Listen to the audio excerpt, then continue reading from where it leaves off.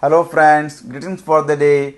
Myself Dr. Devja, pediatric pulmonologist, intensivist and sleep specialist, Chief Faculty, Respiratory Foundation of India. Today I am going to discuss in short about pulmonary function test in children. There are various pulmonary function tests in children for different age groups of children, starting from infancy, that is infant pulmonary function test. It is done for children below 2 years of age, and we assess the tidal volume and we assess the RVRTC, raised volume rapid thoracic compression. It is just like a spirometry, and an infant cannot perform a spirometry, cannot forcefully expire the air, so we put jacket and just inflate it, and this jacket presses it and child expires.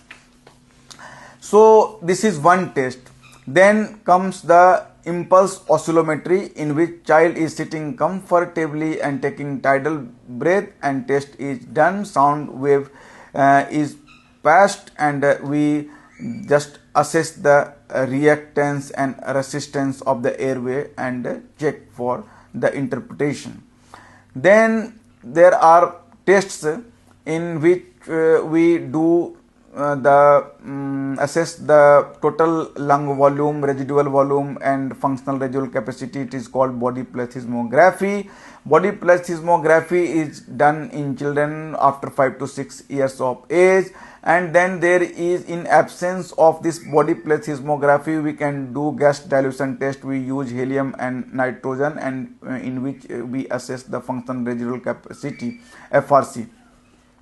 Then there is a test called FeNO, that is fractional excretion of nitric oxide.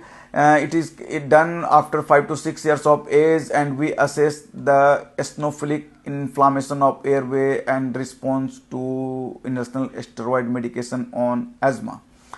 Then there is multiple breath wash, and in this test we assess the function of smaller airways, and it is useful in early detection of cystic fibrosis, primary ciliary dyskinesia and bronchiolitis obliterans.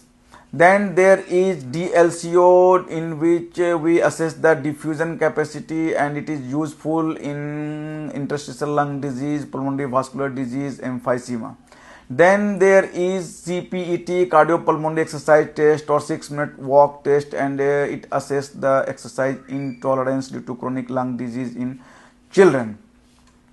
Then there is a test called spirometry, and spirometry is very widely used pulmonary function test in children, and this spirometry is available in most of the hospitals nowadays. It is not like 20 years back when it was available at selected center, but nowadays it is available at various centers, and it is the most widely used pulmonary function test in children still. And in absence of this, we use breathometer, and we just see the peak expiratory flow, that is PEF, and it is useful for home monitoring of asthma. But spirometry is widely done nowadays, and in this what we check the expired volume of this air and the flow of the air, and there is a graph, and we see the shape of the graph, and we assess for what time the child had performed the test, it has been done adequately or not, and then we interpret. So till now we are interpreting following the guideline of European Respiratory Society, American Thoracic Society 2005, by seeing the percentage predicted, like 80%, 90%, 70%, what is the normal, and then we do the bronchodilator test. We see the reversibility, whether reversibility is there or not, to check whether it is irreversible or reversible airway disease, obstructive airway disease. If it is reversible obstructive airway disease, it is asthma.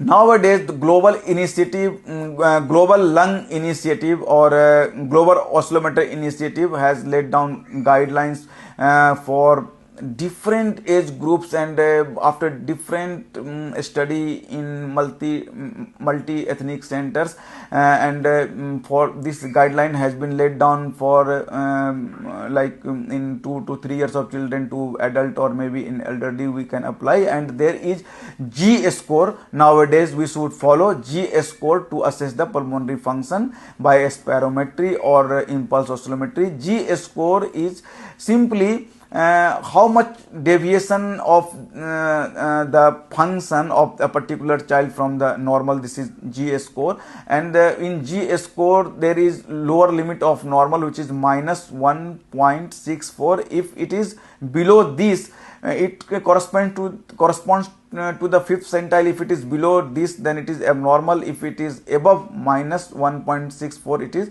normal. And if it is abnormal, if we are doing IOS, and if it is abnormal and after bronchodilated it comes within range, then it is positive response. But the parameter has not been laid down for children, either in iOS or in this spirometry for this G score, particularly for bronchodilator reversibility test. Parameter is for assessing the lung function, both in spirometry and in iOS, and in both G score is done, and range is minus 1.64 to plus 1.64, and lower limit of normal is minus 1.64. So with this I finish this topic in short. For more knowledge of this pulmonary function test and pediatric pulmonology, sleep medicine, bronchoscopy, please join fellowship program under Respiratory Foundation of India. Take care, be aware.